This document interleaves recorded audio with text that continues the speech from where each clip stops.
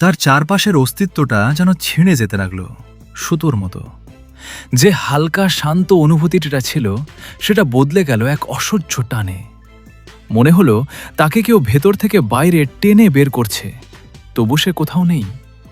ব্যথা না, তার চেয়েও অচেনা কিছু, একটা শূন্যতা যা তাকে গিলে নিচ্ছিল ধীরে ধীরে।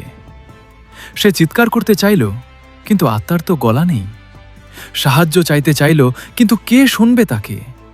তার মেয়ে ঘুমিয়ে আছে, পাশের ঘরে কেউ নেই, আর যে জগতে সে এখন আটকে গেছে সেখানে তার ডাক পৌঁছয় না কোথাও। নদীর ওপারের সেই ডাক আরও জোরালো হলো। এবার আর অনুরোধ না, একটা নিশ্চিত টান। রাহাত বুঝল না যাওয়ার আর কোনো উপায় নেই।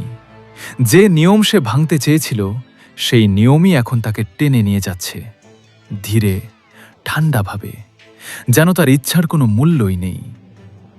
শেষবারের মতো সে ফিরে তাকালো মেয়ের দিকে। মেয়েটা তখন ঘুমের মধ্যে একটু নড়ে উঠল, যেন কিছু একটা টের পেল, তারপর আবার গভীর ঘুমে তলিয়ে গেল। রাহাত আর চিৎকার করল না, কারণ ততক্ষণে সে বুঝে গেছে এই টান থেকে বাঁচার কোনো পথ নেই। কেউ তাকে আটকাতে পারবে না, কেউ ফিরিয়ে আনতে পারবে না। প্রকৃতির নিয়ম কারো কাছে ব্যাখ্যা চায় না, কারো অনুমতিও চায় না। নদী তখন আবার শান্ত হয়ে গেল, বাতাস আবার নরম হলো।